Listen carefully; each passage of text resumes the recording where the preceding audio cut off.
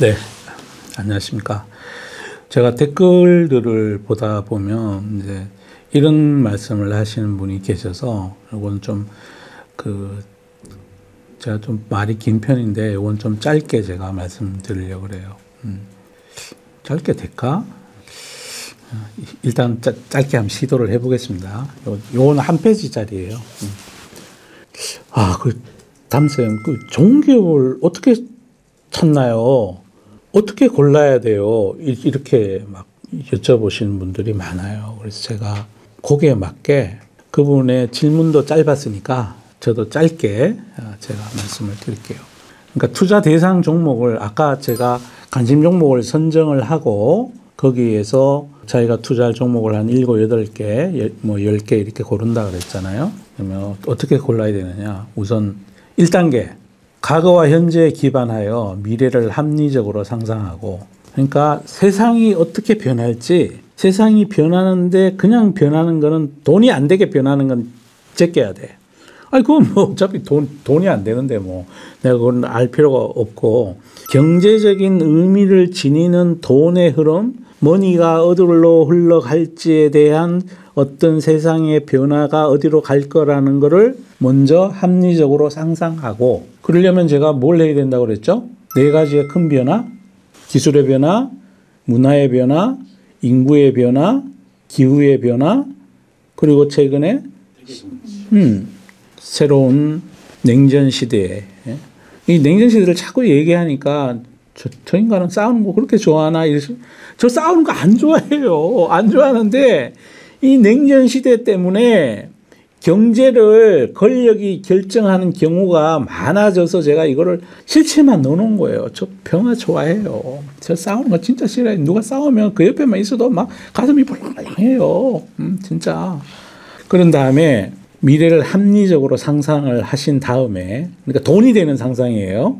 돈 안 되는 상상을 해봐야 소용이 없어. 2번째 단계.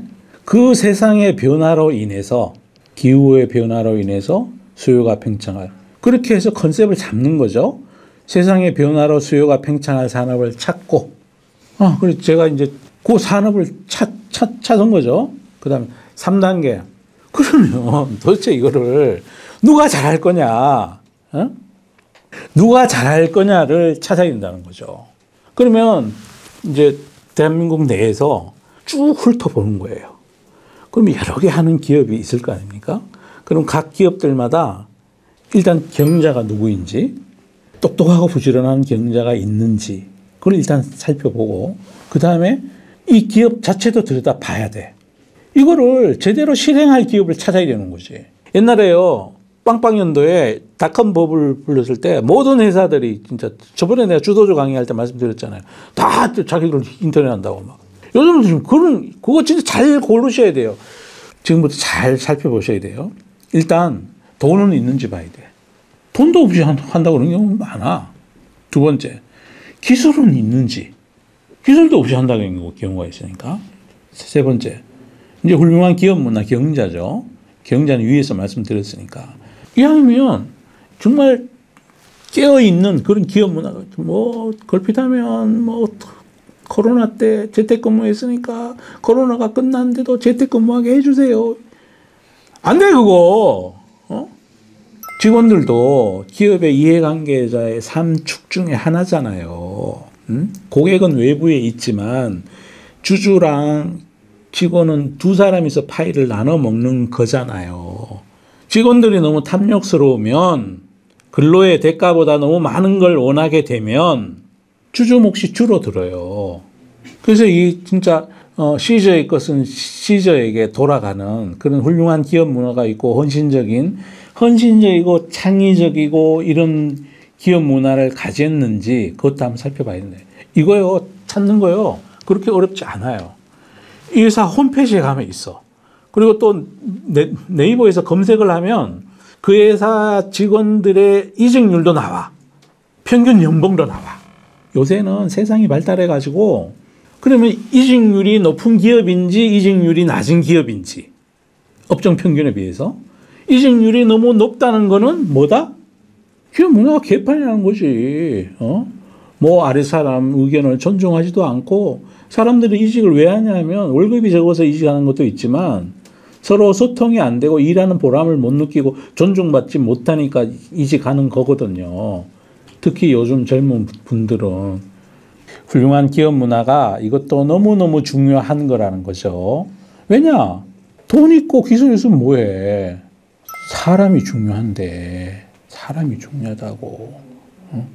그리고 네 번째로 이제 보는 거죠. 정부에서 혹은 미국에서 혹은 정부에서 이걸 잘 지원해 주는지. 그래서 정부가 지원해 주면 생태계를 구축하는데 너무 유리하게 되지고요. 진짜 산학 협동도 할 수 있고 세금도 면제받을 수 있고 보조금도 받을 수 있고 이렇게 다양한 혜택이 주어지는 거예요. 그 다음 단계. 그러면 이제 공부가 끝났으니까 주식시장에서 얘가 어떻게 플레이 되는지 봐야 된다는 거죠. 그건 종목 점검표에 장하게 나와 있어요. 그래서 PEG도 한번 구해보고 EV, EBITDA도 EV, EBITDA는 어려우니까 내비두고 PER도 구해보고 그래서 적정한 밸류에이션이 됐을 때 분할 싸게 사서 자기가 목표한 어떤 가격이 아니라 시점까지 가는 거죠. 그 시점이 언제냐? 모든 기업은 이렇게 S자로 성장을 하잖아요. 처음에 출발해서 쭉 성장했다가 나중에 옆으로 누워요. 세월의 무게 때문에. 제가 역사 얘기 많이 드리잖아요. 뭐 여러분 우리 수업 받으면 아시니까 그냥 치면 최소한 성종 시절 정도부터 분할 매도를 해야 돼. 그때 분할 매도를 안 하면 자꾸 밑으로 내려가. 역사의 무게를 못 이겨요. 그때 다시 치고 올라갈 수 있으려면 어떤 업을 한번 만들어서 거기 잘 하는데 미국 같은 우리나라도 그렇고 한 20년, 30년 걸린다 그러거든요. 그럼 창업한 지 한 4년, 5년 됐을 때 막 상장했을 때 사서 많이 성장해서 한 15년 뭐 이때 가서 별다른 일이 없으면 성장을 계속하고 있을 거예요. 뭐 똑똑하고 부지런한 경영자분 계시고 이런 기술과 재무와 훌륭한 기업 문화, 정부의 뒷받침 있으면 충분히 그렇게 성장할 수 있어요. 간단히 제가 말씀을 드렸습니다. 그러니까 다시 한번 요약해 드리면 세상에 돈이 되는 돈의 흐름을 결정지을 세상의 변화를 5가지 인문학적인 변화로 상상하고 두 번째로 거기에 팽창할 제품군이 뭔지를 스스로 생각하고 한국에서 그 제품을 만드는 회사를 여러 개를 찾은 다음에 그 회사들이 재무나 기술이나 기업 문화나 경영자, 그 다음에 정부의 정책 지원 이런 부분들을 찾아서 그 중에 몇 개를 관심 종목에 집어넣고 그 다음에 적정한 밸류에이션에 사서 시간을 기다리는 거죠. 그렇게 투자하시면 훌륭한 투자가 됩니다. 이상 좋은 기업을 찾는 짧은 강의였습니다.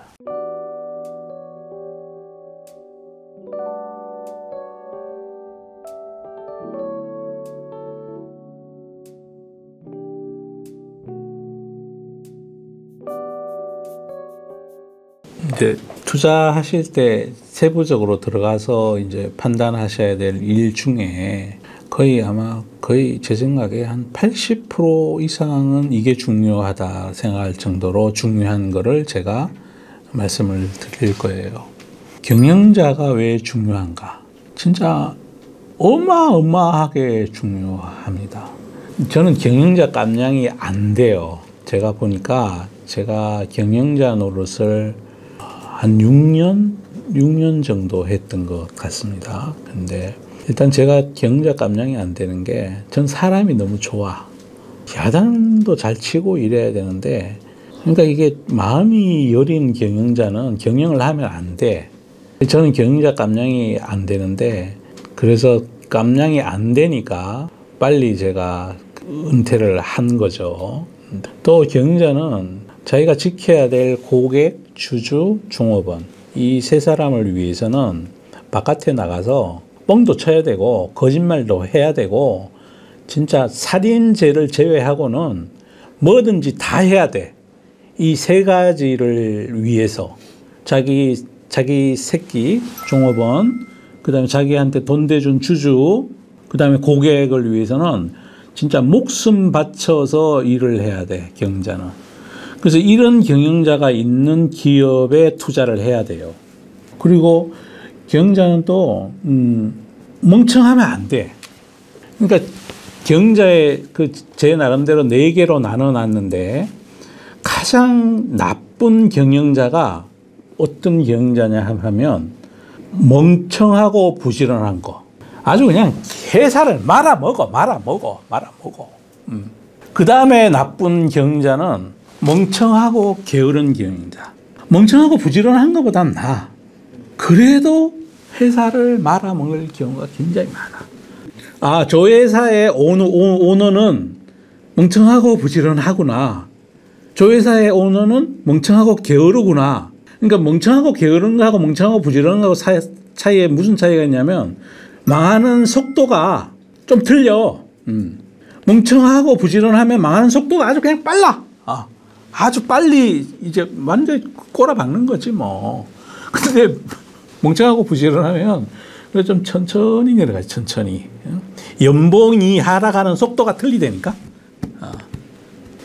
연봉이 이렇게 하향해. 멍청하고 게으르면. 근데 멍청하고 부지런하면 이렇게 내려가. 뭐 신사업을 뭐 해가지고 쫄딱 말아먹고. 요즘 뭐 핫하다는 거고 또 막 해가지고 또 말아먹고. 자기가 잘할 수 있는지 없는지도 모르고 뭐가 인기 있다 그러면 거기다 막 달라들어. 멍청하고 부지런하니까. 근데 멍청하고 게으르면 안 해. 원래 있던 것만 해. 그래서 이게 하락하는 속도가 조금 틀리죠. 그 다음에 똑똑하고 게으른 경영자. 똑똑하고 게을러도 종업원들도 좋고 원래 업의 성격이 그럴듯하면 깨먹진 않아. 그래도 자기가 속한 업종 내에서 평균치는 가. 그런 경영자도 많아요. 많아요. 그 다음에 진짜 우리가 투자해야 될 경영자는 똑똑하고 부지런해야 돼요. 저는 똑똑하고 부지런한 경영자가 있는 회사에 투자를 해도 그 경기 민감제를 사더라도 이왕이면은 거기 그 회사를 사고 싶어. 이렇게 가더라도 이렇게 가겠지. 경기를 타겠지만 이를 사이클로 갈 거고, 뭐 구조적 성장도 이렇게 갈 거고, 똑똑하고 부지런한 경영자가 있는 경기 민감제 기업은 이렇게 가고, 똑똑하고 게으른 경기 민감제는 이렇게 가요. 멍청하고 게으른 경영자는 이렇게 가고, 구조적 성장주는 이렇게 가는데 각도가 좀 다르겠죠. 똑똑하고 부지런한 거냐 아니냐에 따라서 어마어마하게 중요해요. 경영자는요, 조직 내 인적 자원과 재무 자원 모두에 대한 권한을 가지고 있어요. 이 회사에도 경영자가 한 분 계시잖아요. 이 회사 경영자분이 제일 중요하게 해야 될 일이 뭐냐 하면 좋은 사람을 뽑는 거예요. 인사가 많사람 말이 있잖아요. 그거 거짓말 아니에요. 작은 회사일수록 더더욱 그렇습니다. 회사가 작을 경우에는 그 안에 있는 조직 구성원들이 서로 협동하지 않고 서로 이렇게 밟지 않으면, 그러니까 10명이 있는 회사에서 한 명이 분위기를 망가뜨려도 치명적인 거잖아요. 그런데 5명이 있는데 한 명이 계속 오만 짓을 해. 그럼 그 회사 망하는 거지 뭐. 분위기 전체가 다운되는 거지 뭐. 10,000명이 있는 데서 한 명 그런 건 괜찮다고. 그래서 처음에 스타트업을 하거나 중소기업을 할 때 제일 중요한 거는 뭐다? 사람을 잘 뽑는 사람을 잘 뽑아야 해. 나는 그게 잘 안 되더라고. 정말. 그래서 제가 경영자 때려치운 거지. 그 대신에 때려친 경험이 있다 보니까 어떤 경영자가 잘하는지 못하는지는 여기 계신 분들보다가 훨씬 더 많이 알고 있어요. 훌륭한 사람 뽑는 게 전부 있는 거죠. 그래서 진짜 훌륭한 사람을 알아보고 그 사람을 데려오는 게 경영자가 해야 될 일의 가장 큰 일이에요. 그러면 어떤 운영사의 CEO다. 그러면 운영사 CEO면 정말 능력 있는 매니저를 데려오는 게 그리고 헌신적인 마케팅, 그리고 칼 같은 리스크 관리, 컴플라이언스를 잘 데려오는 게 그 경영자가 해야 될 일인 거예요. 난 그걸 잘 못하더라고. 그래서 난 내가 잘하는 일은 그냥 운용하는 일이 제일 잘하는 것 같아요. 그 다음에 경영자는 돈을 어디 투자할지를 정하는 사람이에요. 이것도 어마어마하게 중요한 거죠. 돈을 새로 성장하는 인더스트리를 발굴해서 거기다 투자를 하는 거랑 망해가는 데다가 요즘 인기 있으니까 나 그거 할래 하고 거기다 돈 막 집어넣는 거랑 ROE가 안 나오는데 성장하지 않는데 PEG가 막 3, 4인데 불구하고 거기다가 돈을 막 들이붓는 거랑 얼마나 큰 차이가 나냐고. 큰 차이가 나냐고. 경자가 너무너무 중요한 거야. 그래서 또 경자는 앞날의 세상의 변화를 잘 봐야 돼요. 그래야 밑에 서포트하는 직원들이 앞으로 세상은 이렇게 갈 거예요, 저렇게 갈 거예요. 그다음에 A는 전해질 해라 그러고, B라는 임원은 와가지고 양극재 해라 그러고, C라는 임원은 와가지고 반도체 하라 그러고, 뭐 D라는 임원은 와가지고 무슨 다른 LED 해라 그러고. 그래 각각 서로 그 직원들이 뭐 신사업 기획팀이나 이런 데서 뭐 전략팀 이런 데서 보고를 할 거 아닙니까? 그러면 그거 중에 가려내는 눈을 최종 결정은 누가 해야 되냐면 자기가 해야 된다고. 자기가 경영자가 해야 된다고. 일단 그런 걸 제대로 잘 물고 올 좋은 사람을 뽑아야 되는 거는 첫 번째고, 그 다음에 이분들이 헌신적으로 자기가 가제를 충고해서 뭘 뽑아가지고 왔어. 근데 그걸 알아보는 눈은 누구한테 있어야 된다? 경영자한테 있어야 되는 거죠. 경영자한테. 기업의 모든 성과는 경영자에게 기속이 돼야 되는 거예요. 그래서 미래를 보는 눈이 너무나 중요하다. 우리나라에는 재벌 기업이 많잖아요. 그리고 우리나라에는 상속세가 또 어마어마하게 세요. 거의 50% 정도 되는 걸로 제가 알고 있는데, 그러면 가령 예를 들어서 그 어떤 편법이나 이걸 하지 않는다면 3대를 내려가면 주인이 없어져 버리겠죠. 1대에서 2대 올 때 상속세 50% 내고, 그러면 자기 집이 100%를 물려줬다 쳐. 근데 100% 들고 있는 데는 없는 거니까, 가령 모 그룹이다. 그럼 대주주 지분이 가령 40%가 있었다. 그럼 50% 세금 내면 20% 남잖아. 그 다음 그걸 자기 손자한테 또 가. 그러면 또 절반이 나는 10%밖에 안 남잖아. 그러니까 그걸 피하기 위해서 오만 노력을 다 하시는 거죠. 그런데 재벌 기업의 어떤 창업주하고 이제 쭉 밑으로 우리 재벌집 막내 아들 보면 나오잖아요. 그죠?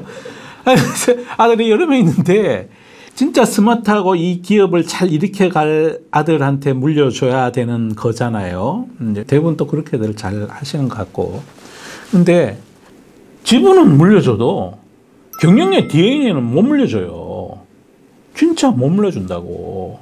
그래서 여기 학생분들 생각하시기에 그게 외할아버지 회사든가 할아버지 회사든가 밑으로 내려오면서 시가총액이 자꾸 줄어드는 회사들 있어.